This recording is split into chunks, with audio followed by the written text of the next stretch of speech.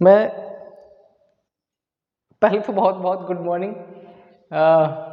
लेकिन मैं हंस इसलिए रहा हूँ कि अभी मैंने ऑलमोस्ट 6 to 7 मिनट पढ़ा दिया है। तब मेरे दिमाग में ये बात आई है कि क्या मैंने कैमरा ऑन किया था, और फिर लगा कि शायद नहीं किया था, शायद कर लेते, चलो एक बार चेक कर लेते हैं। जब मैं चेक करने गया तो मेरे को पता चला कि नहीं, कैमरा तो ऑफ था और मैं पढ़ाए जा रहा हूँ, मैं बोले जा रहा हूँ। खैर होता है कभी कभी। देखिए, मैं सबसे पहले आपसे एक बात बताना चाहता हूँ कि मेरा जो कल वाला सेशन था, ऑल्दो हमने कोशिश ये करी थी कि 2022 का जो सीसेट का पेपर था उसके सारे के सारे क्वेश्चन को एक बार में ही उसका सोल्यूशन करा दूँ आपको, लेकिन वो पॉसिबल नहीं हो पाया क्योंकि नंबर ऑफ क्वेश्चन उसमें थोड़े से ज़्यादा थे। तो हमने हाफ ऑलमोस्ट डन कर लिया था, हाफ हमारा रिमेनिंग था, और जो हाफ रिमेनिंग हम उसको आज करने वाले हैं। ठीक है, उसको तो अपन करेंगे। मेरी एक छोटी सी सजेशन है आपके लिए, जो भी डाउट्स भेज रहे हैं, मैं ये नहीं कह रहा कि आप मत भेजो, मैं ये भी नहीं कह रहा कि आप जो सॉल्व कर रहे हो वो भी ना करो। समझना इस चीज़ को, आप बच्चे अगर एसएससी का क्वेश्चन सॉल्व करके डायरेक्टली किसी पैटर्न को सॉल्व करके और तब आप मेरे को भेज रहे हो, तो ना तो उसका सॉल्यूशन मेरे को देने में अच्छा लगेगा, ना आपको उसका सॉल्यूशन लेने में अच्छा लगेगा। तो बेहतर ऑप्शन क्या रहेगा? बेहतर ये रहेगा कि आप एक प्रॉपर पैटर्न बनाइए, या तो आप प्रीवियस ईयर के क्वेश्चन सॉल्व करिए। प्रीवियस ईयर का मतलब ये हो जाता है लाइक सी सेट, जैसे 24, 23, 22 तो मैंने करा ही दिया, उसके पहले के बहुत सारे पेपर्स हैं। अगर उससे नहीं काम चलता हो आपको ऐसा लगता है कि नहीं और ज़्यादा प्रैक्टिस की ज़रूरत है, तो बेटे दिल्ली में 500 से ज़्यादा कोचिंग सेंटर होंगे जो सिविल सर्विसेज का प्रिपरेशन कराते हैं, और हर वीकली उनका टेस्ट होता है ना। आप हर वीकली टेस्ट का मॉडल पेपर ले लो, मॉडल सेट ले लो, उसको ट्राई कर लिया करो। उसमें जो क्वेश्चन मिलेगा ना, उसके लेवल थोड़े अच्छे होंगे। अब दूसरी बात क्या है कि क्या मैं ये मना कर रहा हूँ कि एसएससी वाला क्वेश्चन ना लगाओ उस चैप्टर का, जो चैप्टर आपसे पूछा जाता है, तो मेरा ऐसा बिल्कुल भी कहना नहीं है। आप चाहो आप लगाओ, कोई इशू नहीं है। इम्पॉर्टेंट क्या है? इम्पॉर्टेंट ये है कि एसएससी में जो पूछे गए क्वेश्चन होते हैं बच्चे, वो डायरेक्ट होता है। क्या होता है? डायरेक्ट होता है। आपसे क्लॉक में पूछ लेगा किसी पर्टिकुलर आवर्स में कि आवर हैंड और मिनट हैंड के बीच में क्या एंगल बनेगा, है ना। एंगल दे दिया जाएगा, आपसे पूछ लेगा कि इस आर के बीच में कितनी बार होगा। पैटर्न होता ऑलमोस्ट वैसा ही है सिविल सर्विसेज में, लेकिन एक स्ट्रेट क्वेश्चन नहीं होता, एग्जैक्टली स्ट्रेट नहीं होता है। तो आपको करने की क्या जरूरत है? आपको करने की जरूरत है उसमें जो आपका एग्जैक्टली स्ट्रेट वाला पार्ट होता है ना, उससे लेके चले तो थोड़ा सा इजी हो जाएगा आपके लिए। चलो, जो फर्स्ट क्वेश्चन था उसी से शुरू कर लेते हैं। देखते हैं सबसे पहला क्वेश्चन आपसे क्या पूछा गया है। इसमें आते हैं इस पे, और ये आपका सेगमेंट है कौन सा? सी सेट। सेट ए में क्वेश्चन नंबर 27 था। सेट बी में क्वेश्चन नंबर जो भी होगा वो आप मैच आउट कर लीजिएगा, लेकिन सेट ए में क्वेश्चन नंबर 27 तक पूछा क्या गया है। A B C are three places such that there are three different roads from A to B. समझिएगा, आपके पास इंफॉर्मेशन है कि ए बी सी तीन डिफरेंट प्लेसेस है। क्या है? Three different places such there are three different roads from A to B. क्या बोला गया? समझो इसको। हमने ये पोजीशन ले ली ए की, हमने ये पोजीशन ले ली किसकी? बी की। अब हमसे क्या बोला जा रहा है? हमसे बोला जा रहा है कि आपको इस ए से बी तक चलने के लिए रोड नंबर 1, रोड नंबर 2 और रोड नंबर 3, आपके पास 3 रूट्स है ए से बी तक जाने के। चलो मान लिया, ठीक है। उसके आगे क्या बोला है? 4 different roads from B to C. अच्छा, बी से सी तक जाने के लिए, बी से सी तक चलने के लिए आपके पास कितने डिफरेंट रूट्स है? 4। तो route number 1, route number 2, route number 3 and route number 4। ये 4 डिफरेंट रूट है बी से सी तक चलने के लिए। क्या क्वेश्चन यही खत्म हो जाता है? तो आंसर है नहीं। क्यों? क्योंकि क्या लिखा है? There are 3 different roads from A to C. अच्छा, ए से सी भी डायरेक्टली कनेक्टेड है। ए से सी डायरेक्टली कनेक्टेड है, तो एक रास्ता ये हो जाएगा ए से सी का, दूसरा रास्ता ये हो जाएगा, और थर्ड रास्ता ये हो जाएगा। ये इन्होंने जो बात कही उस बेसिस पर जो पैटर्न बन सकता था उसको हमने बना दिया। अब क्वेश्चन क्या पूछ रहा है? क्वेश्चन पूछ रहा है how many different ways can one travel from A to C using these routes. अब समझिए, ए से सी तक पहुंचने के दो डिफरेंट रास्ते हो सकते हैं। एक तो ए से डायरेक्टली सी पे पहुंच जाए, दैट्स ओके, और दूसरा ए से बी के थ्रू सी पे पहुंचे, वाया बी पहुंचे। ए से पहले बी पे चले एंड देन बी से कहां अपन चले, सी पर चले। तो क्या क्या अपन कर सकते हैं, समझो एक बार को। अगर ए से डायरेक्टली सी पे चले तो अपने पास टोटल रूट कितने हैं, 3 हो जाएगा। अच्छा, ए से बी और बी से सी कैसा बनेगा वो समझिए।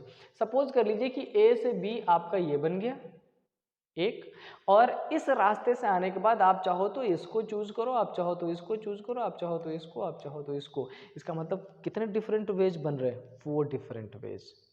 ए से बी एक रास्ते से, लेकिन बी से सी 4, तो कितने बन गए, 4।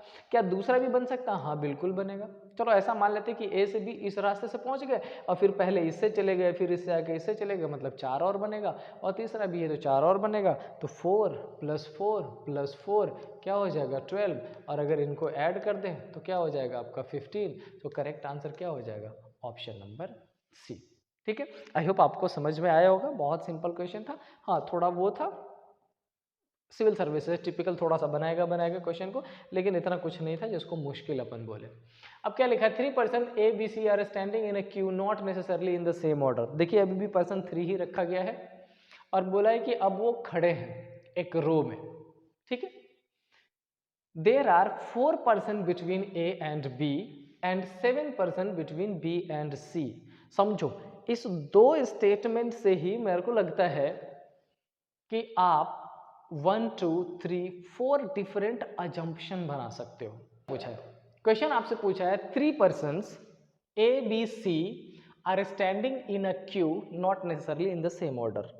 Not necessarily in the same order का बेसिक मतलब ये कि जरूरी नहीं कि अल्फाबेटिकल ऑर्डर में ए बी सी हो, बी सी ए हो सकता है, सी ए भी हो सकता है, कुछ भी पॉसिबिलिटी है, ये बात कही है, बहुत सिंपल है।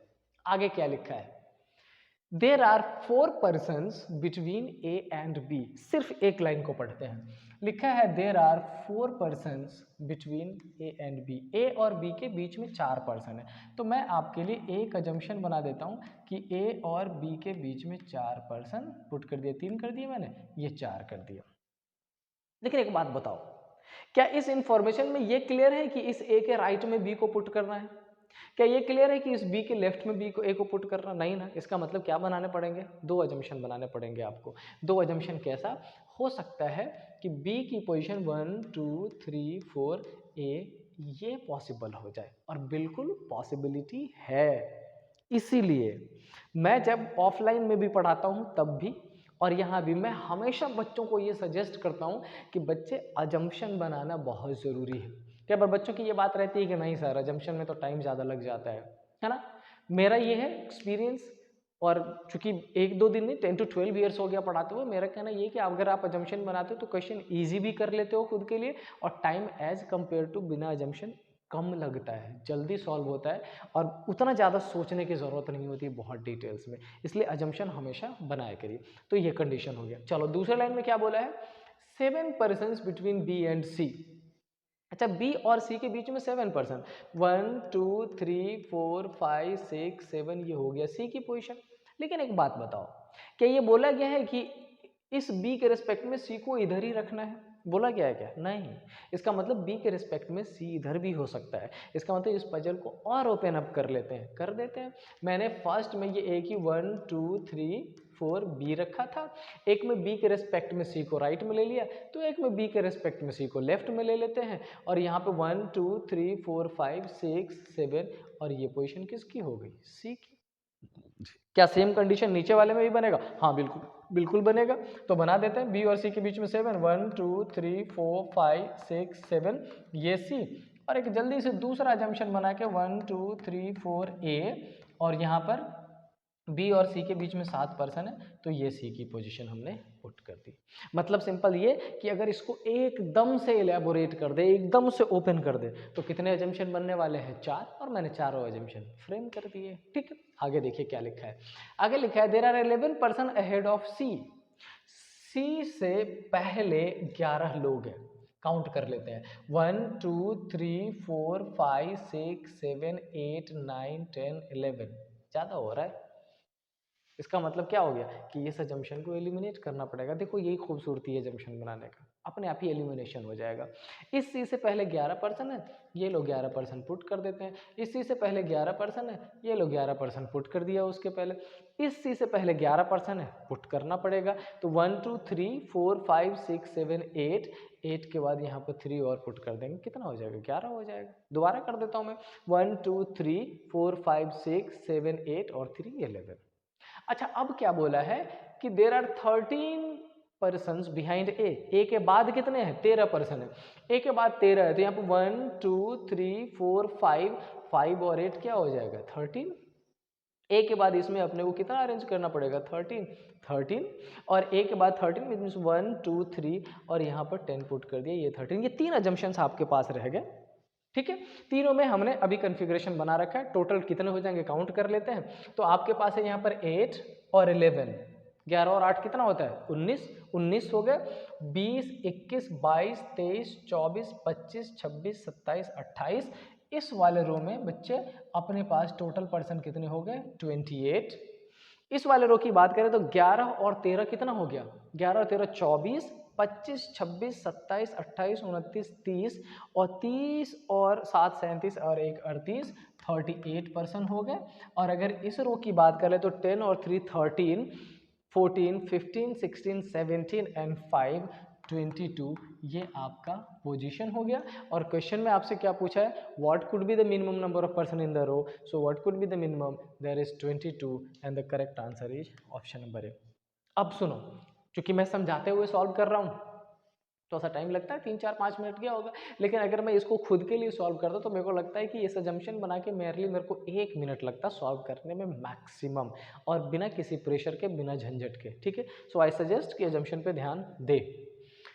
क्या लिखा है? Consider the question and two statement given below in respect of 3 cities P Q R in a state. How far is city P from city Q? अच्छा, क्वेश्चन ये रहा कि पी और क्यू के बीच में क्या दूरी है। लेकिन इस क्वेश्चन को सॉल्व कराने से पहले मैं आपको एक बात बताता हूँ, याद आएगी एक बात। जब मैं खुद प्रिपरेशन जोन में था,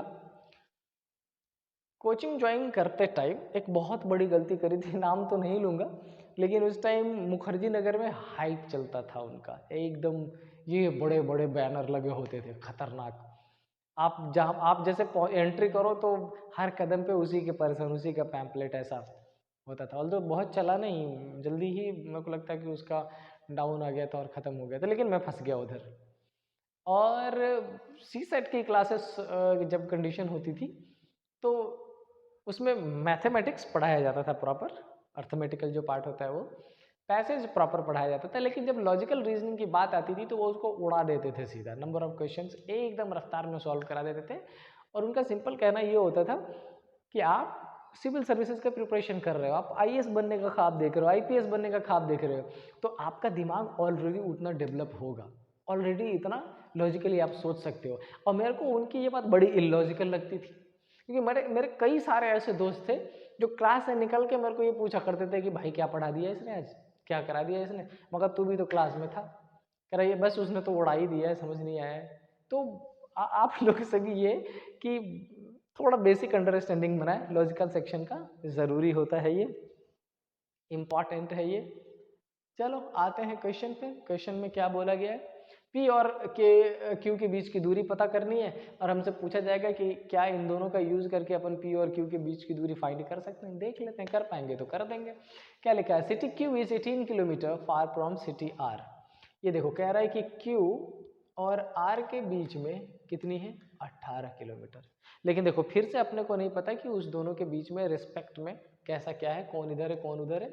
तो अपन आर और क्यू के बीच में 18 मैं हमेशा बनाता हूँ और आपसे सजेस्ट करता हूँ कि आप भी बना लिया करिए, ठीक है। ऊपर कोई इन्फॉर्मेशन हमने छोड़ा तो नहीं है ना?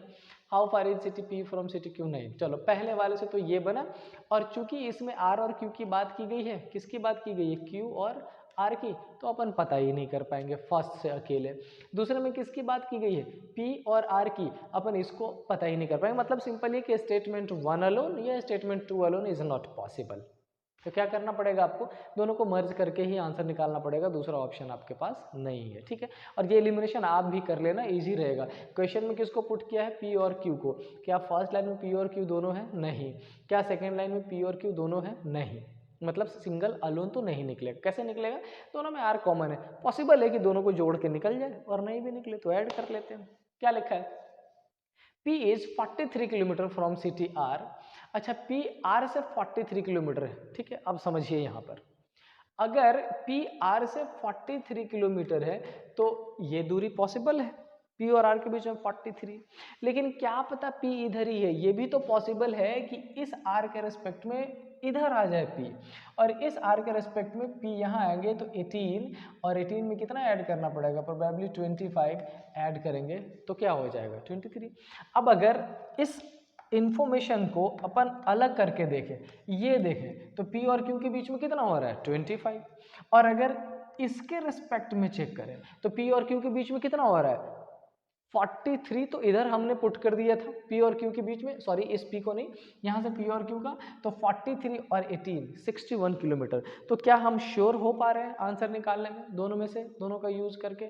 ना तो सिंगल अलोन यूज करके अपन हो पा रहे हैं, और ना ही साथ में यूज करके दो आंसर आ रहे हैं। इसका मतलब ये कि अपन 100% श्योर नहीं हो पाएंगे। So both statement 1 and 2 are not sufficient to give the correct answer, ठीक है। चलो आते हैं, क्या लिखा है, कह रहा है 8 स्टूडेंट्स है, ABCDEFGH sits around a circular table equidistant from each other facing the center of the table not necessarily in the basic, जो इन्फॉर्मेशन होता है वो। और इसमें उन्होंने क्या बोल दिया है कि भैया ये 8 पर्सन है, दो अजम्पशन बना देते हैं। 8 पर्सन कहाँ देख रहे, ज़्यादा तो नहीं कर दिया ना, हाँ 8 ही है। इन साइड देख रहे तो आपको पता है कि इन साइड मतलब ये राइट और ये लेफ्ट हो जाएगा, ठीक है। अब आगे क्या लिखा है, लिखा है B and D sit neither adjacent to C, यानी कि B और D C का पड़ोसी नहीं है, nor opposite to C। Simple सा कह रहा है ये कि अगर ऐसा मान लो कि मैंने C यहाँ पुट कर लिया तो B और D यहाँ भी नहीं रख सकते और B और D यहाँ भी नहीं रख सकते, तो B और D के लिए 3 एलिमिनेशन हो जाएगा, समझे। आपके पास B और D का 3 एलिमिनेशन हो जाएगा। आगे क्या लिखा है, A sits in between E and D and F sits in between B and H, ठीक है।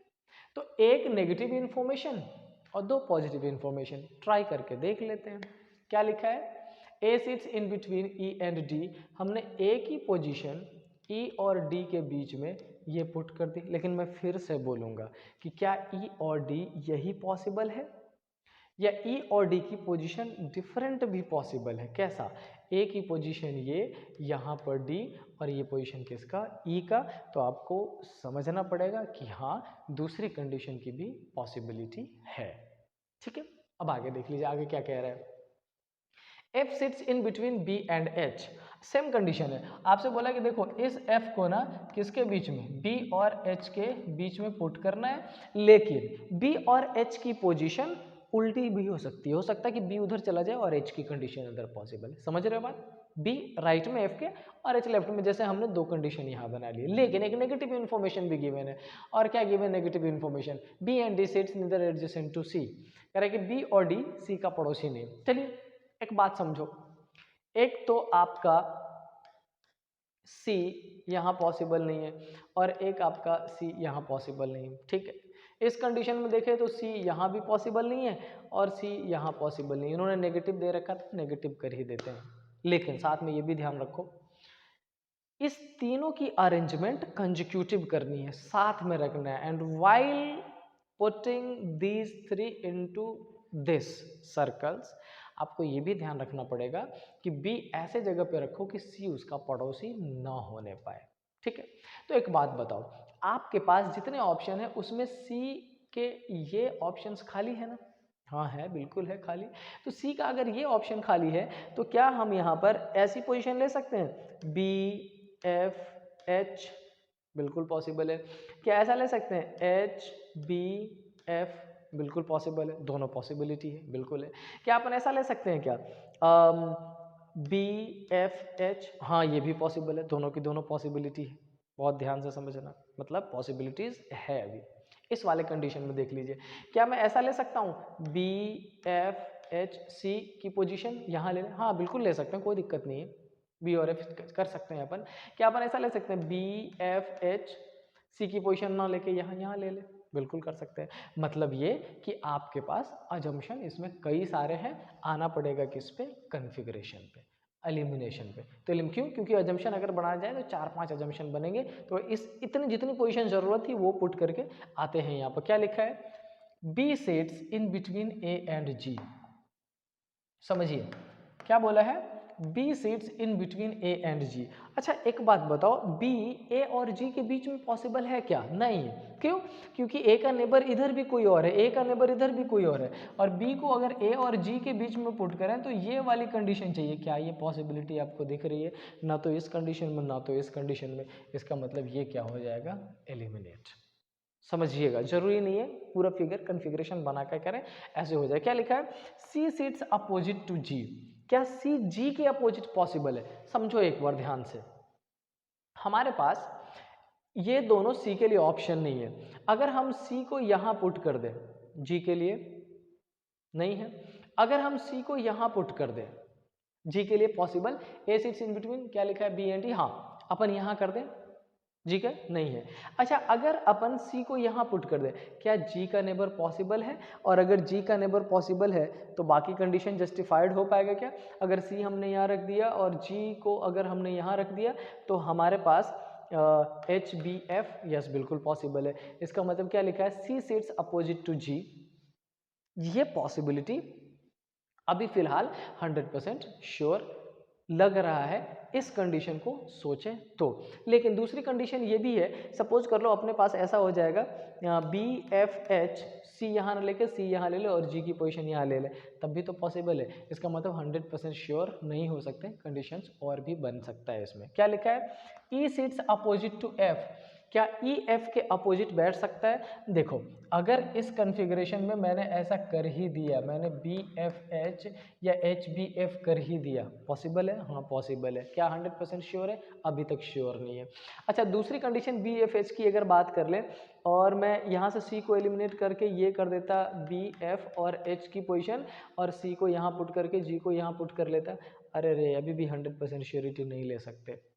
क्या लिखा है? None of the above. So correct answer कौन सा हो जाएगा? None of the above. इसका मतलब ये कि हम इसमें से तीनों में से तीनों का 100% श्योरिटी नहीं ले सकते, क्योंकि डेटा ही उतना गिवन नहीं है कि हम प्रॉपर आंसर को फाइंड कर सकें। ठीक, चलो नेक्स्ट आते हैं। नेक्स्ट में क्या बोल रहा है समझिए ध्यान से, सॉल्यूशन करिए उसका। क्या लिखा है? 5 friends P, Q, X, Y and Z purchased some notebook. The relevant information is given below. ठीक है, क्या लिखा है? Z purchased 8 notebooks more than X did. Z के पास X से कितना ज़्यादा है? 8 ज़्यादा है। इसका मतलब ये कि अगर X के बारे में आपको पता चल जाए तो Z की इंफॉर्मेशन मिल जानी है अपने को। ठीक, देखते हैं। P and Q together, okay, P और प्लस Q इक्वल टू क्या हो रहा है? 21। कोई दिक्कत नहीं, लिख देते हैं। नेक्स्ट क्या लिखा है? Q purchase 5 notebooks less than P did.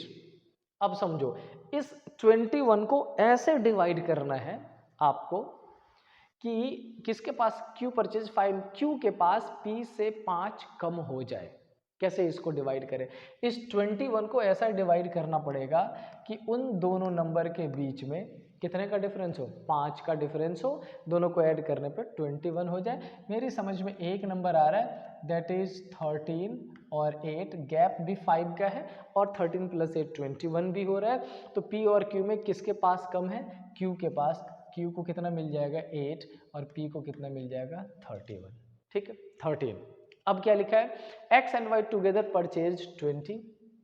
अच्छा, X plus Y equal to क्या है? 28 है। मतलब अगर X की वैल्यू पता चल जाए तो Y भी पता चल जाएगा और Z भी पता चल जाएगा। चलो, P purchase 5 notebooks more than X, हो गया ना खत्म, यहीं से खत्म हो गई चीजें। क्या लिखा है? ये जो p है आपके पास, उसके पास x से 5 ज़्यादा है। इसका मतलब ये कि p के पास 13 है तो x के पास कितने होने चाहिए?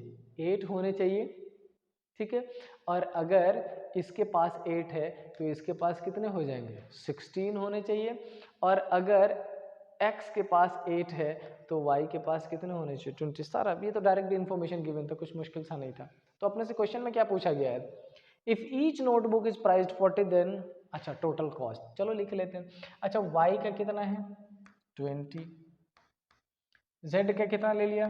16, p और q का एक ही जगह 21 है, 21 ले लेते हैं, ठीक है। और x का कितना है? 8, यही है ना। हमने 1 2 3 और 2 5, टोटल 5 ही पर्सन है ना, 5 पर्सन, हाँ ठीक है। इन सबको ऐड कर लीजिए। अगर इन सबको ऐड करें तो 20 और 20 क्या हो जाएगा? 40, 41, और 41 में 16 और 24 ऐड करें तो क्या हो जाएगा? 65, और 65 को अगर 40 से मल्टीप्लाई करें तो 4 5 जा 20, 2 और 4 6 जा 24 एंड 2 26। आपका आंसर क्या आना चाहिए? 2600 and it is given there, yes, ठीक है। क्वेश्चन मुश्किल नहीं है, टाइम कंज्यूमिंग है थोड़ा सा, क्योंकि आपको डेटा रीड करना पड़ेगा। आपको 1 से 1.5 मिनट इस पर्टिकुलर क्वेश्चन पे प्रॉपर देना चाहिए, ठीक है। चलिए आते हैं आगे, चलिए देखते हैं क्या गिवन है इस क्वेश्चन में। सबसे पहले क्या लिखा है? A man started from home at 2:30। अच्छा, वो अपने घर से 2:30 बजे निकलता है। कहाँ जाता है पता नहीं, देख लेते कहाँ जाता है। Ours and drop to village, और कहाँ पहुंचता है? Village. Arriving there when the village clock indicate 3:15। Okay, मतलब वो निकलता कितने बजे है? 2:30 बजे, और पहुंचता कितने बजे? 3:15 पे। इसका मतलब उसने कितने टाइम का यूज कर लिया? 45 मिनट्स का यूज कर लिया, ठीक है, ओके। आफ्टर स्टेइंग 25 मिनट्स, वो वहां पर 25 मिनट रुकता है, ठीक है। मेरे को जिस डेस्टिनेशन पे जाना था मैं वहां पे पहुंचा, कितना टाइम लिया? 45 मिनट्स, और मैं वहां पे रुका कितना? 25 मिनट्स। चलो ठीक है भैया, रुक गए। He drop back by a different route of length 125 times. अच्छा, अभी अगर सपोज कर लो कि हमारे उस रास्ते की दूरी 100 मीटर की थी, तो अब जब वो चल के आया वापस तो उसने दूसरा रास्ता चेंज कर लिया, और वो रास्ता कितने दूरी की हो गई? 125 मीटर्स की हो गई।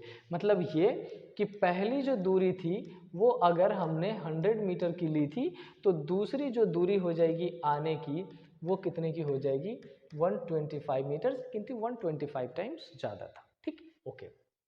The first route at a rate, ओ हो, लेकिन उसकी स्पीड कितनी थी इस बार?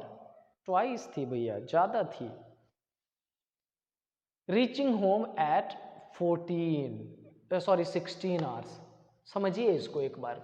2:30 बजे निकला, 3:15 में पहुंचा, ठीक है, 3:15 में पहुंचा, कितना टाइम लगा है? 45 मिनट्स, कोई इशू नहीं है, हमने 45 मिनट्स निकाल रखा है। 25 मिनट उसने रेस्ट किया, तो 3:15 से 25 यानी कि 3:40 तक रेस्ट कर लिया। अच्छा, दोबारा वापस कितने बजे पहुंच गया? 4 बजे। इसका मतलब जब उसने दोबारा रास्ता तय किया तो सिर्फ और सिर्फ कितने मिनट्स का टाइम लिया है? 20 मिनट्स का टाइम लिया है, ठीक है। अब क्वेश्चन में क्या पूछा है? As compare to the clock at home the village clock is. अच्छा, इसका मतलब आपसे ये पूछ रहा है बेसिकली कि ये जो होम का क्लॉक है जहां पे 2:30 बज रहा था, और ये जो विलेज का क्लॉक है जहां पे 3:15 बज रहा था, इसके कंपैरिजन में ये क्लॉक जो टाइम दिखा रहा है वो करेक्ट नहीं है। वो या तो फास्ट है या फिर स्लो है, और कितने मिनट वही अपने को पता करना है, ठीक, कोई इशू नहीं, चेक कर लेते हैं। अच्छा, हमने क्या बोला कि पहले रूट कितने का था? 100 मीटर का, तो उसको सपोज कर लेते हैं कि 100 मिनट्स टाइम लगना चाहिए। अच्छा, दूसरा कितना? 125 का, अगर सेम स्पीड से चलता रहता तो 125 लगता, लेकिन स्पीड उसने क्या कर दिया है? डबल कर दिया है। इसका मतलब अपने को अगर स्पीड बढ़ाओगे तो टाइम क्या हो जाता है? घट जाता है, जितनी रफ्तार से बढ़ाओगे उसके रिस्पेक्ट में। तो ये अगर अपन हाफ कर देते हैं तो कितना हो जाएगा? 62.5 हो जाएगा। समझ आई बात? अच्छा, तो ये जाने की और ये आने की, और टोटल को अगर ऐड कर दें तो अपने को जो टाइमिंग लगने वाला था वो कितने लगने वाला था? 65 मिनट। अब इसी का यूनिटरी मेथड वाला कैलकुलेशन यूज़ कर लेते हैं। क्या कहता है ये कि अगर हमने पहला 100 यूनिट का यूज़ किया तो हमारे पास क्या था 65। ठीक है, समझ आई बात। हमने किसका यूज़ कर दिया था 100 का यूज़ किया था। कुछ उल्टा तो नहीं लिख दिया, हाँ उल्टा लिख दिया मैंने। आने जाने का अगर यहाँ जोड़ दिया तो आने जाने का ये भी तो जोड़ोगे ना। अगर इनको जोड़ेंगे तो कितना हो जाएगा 162.5 हो जाएगा। इसका मतलब यहाँ पर क्या लिखना पड़ेगा 162.5। ठीक है, तो 162.5 अगर लिया तो कितना हो गया 65। तो 1 का कैलकुलेट कर ले, और 1 का कैलकुलेट करें तो 65 अपॉन 162 पॉइंट को हटा के मैं यहाँ पर 0 कर देता हूँ। ठीक है, और अपने को फाइनली निकालना किसका है, पहले वाले का गलत था कि सही था। तो अपन यहाँ पर क्या करने वाले हैं 100 करने वाले हैं, और यही कैलकुलेशन हमें क्या देने वाला है आंसर देने वाला है। तो चलो ठीक है, देख लेते हैं क्या आंसर देने वाला है। चलो पहले डिवाइड कर लेते हैं किससे 5 से। अगर 5 से इसको डिवाइड किया तो कितने टाइम्स में हो गया 20 टाइम्स में। 5 से इसको डिवाइड किया तो 5 3 जा 15, 1 12, 5 2 जा 10 और 1 10 2 25, 5 5 जा 25। और अगर इस से इसको डिवाइड करें तो कितना 2। इसका मतलब ये आ गया क्या 40। पहले कितना लगा था याद है 45। याद है ये वाला कॉन्फ़िगरेशन कितना लगा था 25। लगना कितना चाहिए था 40। डिफरेंस क्या आ रहा है 5 मिनट का। स्लो हो रहा है या तेज हो रहा है, यही अपने को डिसाइड करना है।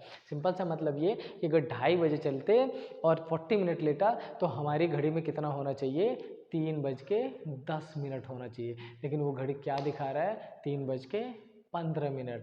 अब आपके पास 4 ऑप्शन है, 5 मिनट स्लो, 5 मिनट फास्ट। छोड़ दूँ आपके ऊपर, चेक कर लोगे आंसर फास्ट हो रहा है या स्लो हो रहा है। चलो आपके ऊपर छोड़ा, कमेंट जरूर कर देना उसका फाइनल आंसर बता के, देखते हैं क्या बताते हो आप। ठीक है, चलिए नेक्स्ट आते हैं। क्या लिखा है 6 persons A B C D E and F are sitting equidistant from each other around a circular table facing the center। क्या हमने इसी क्वेश्चन को सॉल्व किया था अभी या डिफरेंट है? नहीं, ये डेटा सफिशिएंसी का, ये डिफरेंट है, कोई बात नहीं। चलो क्या लिखा है consider the question and two statement given below. Who is sitting immediate left to A. A के इमीडिएट लेफ्ट में कौन बैठा है ये अपने को चेक करना है। अच्छा पर्सन कितने हैं 6 है, मतलब आपको अरेंजमेंट कैसी बनानी पड़ेगी, ऐसी अरेंजमेंट आपको बनानी पड़ेगी। और देखना है ए के इमीडिएट लेफ्ट में पहला क्या लिखा है B is sitting opposite to C and D is sitting opposite to E. ध्यान से देखना, हमसे क्या बोला है, हमसे बोला है कि ये जो B है ना वो किसके अपोजिट है C के। तो अपन ये B और C को अपोजिट बिठा देते हैं, बिठा दिया इन्होंने बोला तो ठीक है। अच्छा D is sitting opposite to E। अब D और E का, तो D और E ये भी पॉसिबल है, D और E ये भी पॉसिबल है ना। D और E ये भी पॉसिबल है, D और E ये भी पॉसिबल है। और साथ में ये भी अपने को ये भी नहीं पता कि D यहाँ रखे कि E यहाँ रखे, D यहाँ रखे कि D यहाँ रखे, कुछ नहीं पता अभी तक 100% कोई इन्फॉर्मेशन नहीं। मतलब बेटे पहले वाले से तो नहीं पता कर सकते, और वो आप डायरेक्टली भी फाइंड कर सकते थे, ये फर्स्ट लाइन में एक ही इन्फॉर्मेशन तो गिवन ही नहीं है। ठीक है कोई बात नहीं, यहाँ पर लिख लेते हैं कि अपने को C और D को इस पोजीशन पर अरेंज करना है। आगे देखते हैं दूसरा क्या लिखा है F is sitting on the immediate left of B। क्या सिर्फ सेकंड से निकलेगा, अरे नहीं निकल सकता, क्यों, क्योंकि इसमें एक ही इन्फॉर्मेशन नहीं दी गई है। तो देखो एक ये जो ऑप्शन है ना, ऑप्शन में से अलोन वाला तो पहले एलिमिनेट कर लो, क्योंकि न तो ऊपर वाले में गिवन है किसकी पोजीशन एक ही बारे में इन्फॉर्मेशन, और ना तो इसमें और इसमें तो 2 ही पर्सन की इन्फॉर्मेशन है, तो नहीं है पॉसिबल। लेकिन अब जब इसमें सेकंड वाले को मर्ज करोगे तुरंत आंसर निकल के आएगा। क्या कह रहा है F is sitting on the immediate left of B. B के इमीडिएट लेफ्ट में एफ की पोजीशन दोनों में पुट कर देते हैं। अब अपने पास जितनी इन्फॉर्मेशन है उसमें इन्होंने क्या बोला है, कौन दो, डी और ई अपोजिट है, डी और ई की पोजीशन अपोजिट है। अगर आप चाहो तो डी और ई की पोजीशन, ई और डी की पोजीशन दो अलग अलग कंडीशन में, ए को यहाँ पुट कर सकते, ए को यहाँ पुट कर सकते, एक में ए के लेफ्ट में डी, एक में ए के लेफ्ट में ई। और इस तरह अगर हम देखें तो हमारा आंसर हो जाएगा कि हम दोनों ही स्टेटमेंट को साथ में जोड़ दें, उसके बाद भी 100% श्योरिटी से आंसर फाइंड नहीं कर पा रहे हैं क्योंकि अपने को पता नहीं चल पा रहा है, तो आंसर कौन सा हो जाएगा, ऑप्शन नंबर डी। ठीक है, आई होप क्लियर हो गया होगा। आगे चलते हैं नेक्स्ट में क्या कह रहा है। फिर से 6 lecture ABCDE&F, each one are duration are scheduled between. चलो ठीक, देखो भैया 6 घंटे की पढ़ाई करनी है, लेकिन आपको नहीं, आपको तो 16 घंटे चलना पड़ेगा, 6 + 6 + 4, ठीक है। 8 AM to 2 PM कैसा चलेगा? ऐसा चलेगा, एक चलेगा 8 to 9, फिर चलेगा 9 to 10, फिर चलेगा 10 to 11, फिर चलेगा 11 to 12, फिर चलेगा 12 to 1 और फिर चलेगा 1 to 2। 6 घंटे का लेक्चर 1 घंटे का हो जाएगा। Consider the question and 2 statement given below. फिर से डेटा सफिशिएंसी का क्वेश्चन क्या पूछ रहा है? Which lecture is in the third period. Third period का मतलब फर्स्ट सेकेंड थर्ड, मतलब अपने को ये टारगेट करना है कि इसमें कौन सा लेक्चर होगा। चलो देखते हैं करके। क्या लिखा है? Lecture F is preceded by A and followed by C. Preceded का मतलब पहले और फॉलोड का मतलब बाद में आने वाला, ठीक है। तो एफ के पहले कौन आ जाएगा? ए एंड फॉलोड बाई सी। ये कह रहा है कि ये, अच्छा एक बात बताओ, ये तीनों पोजीशन तो ए 1 2 3 1 2 3 1 2 3 बहुत सारे आएंगे, क्या हम ये पता कर पाएंगे इसमें कौन सा आएगा? बिल्कुल भी नहीं कर सकते। चलो दूसरा पढ़ लेते हैं। दूसरे में क्या लिखा है? There is no lecture after B. कह रहा है कि बी के बाद कोई लेक्चर नहीं है, इसका मतलब बी सबसे लास्ट में है। अच्छा, अगर दूसरे से सिर्फ चेक कर ले और बी को यहाँ पुट कर दे, क्या अपन पता कर पाएंगे? नहीं कर पाएंगे। चलो और देख लेते हैं दोनों को मर्ज करके। बी की पोजीशन यहाँ रख दी क्योंकि उसके बाद कोई नहीं है। अच्छा, अब ए एफ सी, आप यहाँ पर ए एफ सी पुट कर सकते हो, आप यहाँ पर ए एफ सी पुट कर सकते हो, आप यहाँ पर ए एफ सी पुट कर सकते हो। क्या 100% श्योर होंगे कि कौन से इंफॉर्मेशन से आपको करेक्ट आंसर मिलने वाला है? तो आंसर है कि नो, ना तो पहले को जोड़ेंगे तब, ना तो दूसरे को जोड़ेंगे तब। 100% श्योरिटी से आंसर नहीं मिलेगा। हमारा करेक्ट आंसर हो जाएगा कौन सा? दोनों में से दोनों, कोई सफिशिएंट नहीं है, ठीक। चलिए आगे चलते हैं। आगे क्या कह रहे हैं? There is a numeric lock which has 3 digits pin. Phone का लॉक लगाना है, 3 डिजिट पिन है। कितने डिजिट का है? 3 डिजिट पिन है। The pin contains digit 1 to 7। अच्छा, कौन कौन सा? 1 2 3 4 5 6 7, इसमें से कोई 3 लेना है अपने को। 1 2 3 1 3 4 1 5 6, कुछ भी ऐसा। There is no repetition of digit, मतलब एक नंबर को 2 बार रिपीट नहीं कर सकते। The digit in the PIN from left to right, ओ हो, left to right decreasing order में है, मतलब अपन ऐसा 3 2 1 4 3 2 कुछ ऐसा चलना पड़ेगा। और आगे रीड करते हैं क्या लिखा है? Any 2 digits in the pin differ by at least 2। अब हो गया कंडीशन, इसके बीच में कम से कम कितने का डिफरेंस आना चाहिए? 2 का डिफरेंस आना चाहिए। तो हाउ मेनी मैक्सिमम अटेम्प्ट? चलो ट्राई करते हैं। सबसे बड़े से हमेशा शुरू करिएगा क्योंकि डिसेंडिंग ऑर्डर में चलना है। अच्छा, अगर बताओ यहाँ पर 7 ले तो यहाँ पर क्या ले सकते हैं? 5, और 5 ले तो यहाँ पर क्या ले सकते हैं? 3, एक कंडीशन। अगर 7 लिया, यहाँ पर लिया 5, यहाँ पर क्या ले सकते हैं? 2, दूसरा कंडीशन। अगर 7 लिया, यहाँ पर लिया 5, यहाँ पर लिया 1, मतलब 2 का डिफरेंस तो मिनिमम हमने रखा, इधर हमने डिफरेंस बढ़ा दिया। 7 का 5 के साथ ये कंडीशन 3 बनेगा। 7 का 4 से भी तो बन सकता है। 7 4 2 है ना, 3 नहीं ले सकते। 7 4 1 ये भी तो बन सकता है। 7 का 3 से भी बन जाएगा। 7 3 1, 7 का ही कितना बन गया? 6 बन गया। चलो कोई बात नहीं। अच्छा एक बात बताओ, 6, क्या 6 के बाद 5 ले लेना? ये रूल फॉलो नहीं करेगा, तो क्या लेना पड़ेगा? 6 के बाद 4, 4 के बाद 2, फिर क्या लेना पड़ेगा? 6 के बाद 4, 4 के बाद 1। क्या कुछ और हो सकता है? नहीं। और क्या हो सकता है? 6 के बाद ले लिया 3 और 3 के बाद 1। क्या कुछ और हो सकता है? नहीं। क्या 5 से भी हो सकता है? Let's try. 5 से डिफरेंस है 3 और 1, इतने कंडीशंस बनेंगे। 3 3 6 3 9 and 1 10। So correct answer will be option number C. ठीक है, सिंपल था। Consider the following statement. Between 3:16 PM and 3:17 PM, both hour hand and minute hand coincide. कह रहा 3:16 से 3:17 के बीच में coincide करता है. Between 4:58 and 4:59 PM, both minute hand and second hand coincide. Which of the above statement is are correct? समझो, मैं directly बता देता हूँ, फिर आपको एक्सप्लेनेशन भी दे दूंगा। सुनिए, आपका ये रहा क्लॉक, ये 1 2 3, तो आर हैंड जो है एग्जैक्टली 3 पे ना होकर थोड़ा सा टिल्ट हो जाएगा 16 मिनट, ठीक है। और जो मिनट हैंड है वो 16 पे है, तो ऑफ कोर्स वो 3 पे नहीं होगा, वो कहीं ना कहीं नीचे डाउन ही होगा। तो क्या करें, 3:16 से 3:15 के बीच, 17 मिनट के बीच में होगा क्या, देखते हैं, लेट्स सी, पॉसिबल होगा तो कर देंगे। कैसे करें ये समझ लीजिए। तो मैंने आपको बताया था 0 डिग्री फाइंड करने का तरीका किसके बीच में, 3 से 4 के बीच में कब बनेगा। ठीक है, मैंने आपसे बताया था क्या कि फर्स्ट आवर को टारगेट करिए और फर्स्ट आवर को 30 से मल्टीप्लाई कर दीजिए। क्यों मल्टीप्लाई करना है, क्योंकि हर घंटे में 30 डिग्री, एक तो फॉर्मूला बता दिया था, लेकिन शॉर्ट ट्रिक आपने कहा था कि सर भूल जाते हैं, तो अपन क्या करते हैं, डिस्क्रिप्टिव कर लेते हैं 90। अब इस 90 में अपन प्लस कर दे 0 और डिवाइड करेंगे किससे, 11/2, या ऐसा कर लो 90 इंटू 2/11, तो कितना हो जाएगा 180, और 180/11 कर देते हैं। 180 अपन अगर 11 करोगे तो 11 बन जाए 11, देन बचा क्या 7, 70, 11 6 जा 66, 16 मिनट हो गया, लेकिन क्या 17 मिनट होगा, नहीं, इसका मतलब फर्स्ट 100% करेक्ट है।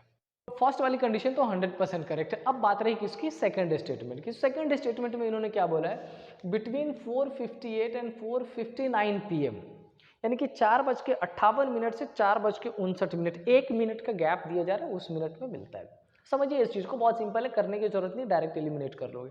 आपका बेटा मिनट हैंड और सेकेंड हैंड हर मिनट में एक दूसरे को क्रॉस करेगा। क्यों, मैंने ऐसा क्यों बोल दिया, ये समझिए। आपका ये मिनट हैंड, आपका ये मिनट हैंड 12 से चल के 1 पे या 12 से चल के किसी भी पर्टिकुलर पोजीशन पे तभी पहुंचेगा जब सेकेंड हैंड पूरा एक चक्कर लगा लेगा, तभी तो पहुंचेगा। तो यहाँ पर ये 58 से 59 जाने की बात कर रहा है, 1 मिनट क्रॉस करवा रहा है। और अगर मिनट हैंड को 58 से 59 जाना पड़ेगा, 1 मिनट चलना पड़ेगा, इसका मतलब सेकेंड हैंड को पूरा सर्कल चलना पड़ेगा। और अगर पूरा सर्कल चलेगा तो ऑफकोर्स 58 से 59 के बीच में क्रॉस करेगा। सिंपल दूसरा चीज़ ध्यान में रख लीजिए, हर सेकेंड्स, हर मिनट में आर हैंड और मिनट हैंड एक दूसरे को ओवरलैप करेगा। एक्सेप्शन छोटा सा है, बताऊंगा डिस्क्रिप्टिव क्लास में। फिलहाल आंसर क्या हो जाएगा, बोथ 1 and 2। चलिए, प्रोबेबली आज का लास्ट क्वेश्चन है, what is the value of x in the sequence of 2, 12, 36, 18, 15। मैंने आपको बताया था कि 2 कंडीशन हो सकता है, जब नंबर बहुत ज़्यादा इंक्रीज करता हो तो multiplication, division, square and cube, बहुत ज़्यादा नहीं तो ग्रेजुअल, तो डिफरेंस या एडिशन फाइंड कर लेते हैं। तो एक बात बताओ, इस 2 से 12 के बीच में कितने का डिफरेंस है, 10 का। यहाँ पर कितने का है, 24 का। इसमें कितने का डिफरेंस है, 36 में से प्रोबेबली 44 का। इसमें कितने का डिफरेंस है, 70 का। कुछ लॉजिक लग रहा है, फिलहाल तो नहीं लग रहा है। चलो एक और लेयर देख लेते हैं, ये कितना है 14, ये कितना है 4 से 4 0, और ये 2, ये कितना है, क्या ये 26 है, यस लग गया लॉजिक। किसका डिफरेंस है, 6 का डिफरेंस, 6 का डिफरेंस है ना। इसका मतलब ये कि यहाँ पर जो नेक्स्ट नंबर आएगा वो कौन सा आना चाहिए, 32, और 32 को 70 में अगर ऐड कर लेंगे तो आंसर आपका क्या आ जाएगा, 32 को 70 में 7 3 10, 102, और 102 और 150 को ऐड कर लीजिए तो करेक्ट आंसर कौन सा हो जाएगा, 252 हो जाएगा। क्लास थोड़ी सी लंबी हो गई है, तो इस लास्ट क्वेश्चन के साथ ख़त्म करते हैं इसको। 1 non-zero digit, 1 vowel and 1 constant from English alphabet